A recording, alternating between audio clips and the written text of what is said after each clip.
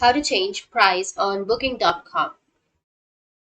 So if you want to change the price on booking.com, then first you need to open up your browser, and after that go with your search, and on your search you need to search for booking.com, which will take you to the official website. Make sure that you've logged into your account. Once you've logged in, now here you just need simply enter your destination, go with your dates, and after that go with search, and here you can sort out. So you need to go with price. You can choose lowest first or highest first, and after choosing lowest you will have all of the available stays at lowest price, and then it will slowly increase. Or you can also just simply go with the left side, and here you will have filter by, and here you will have some popular filters. You can just simply select all of the filters that you want, like your price range. Here you will have, you just need to simply go and adjust your price range. So that's how you can change your price on booking.com. And if you have any questions, feel free to comment below. Thanks for watching.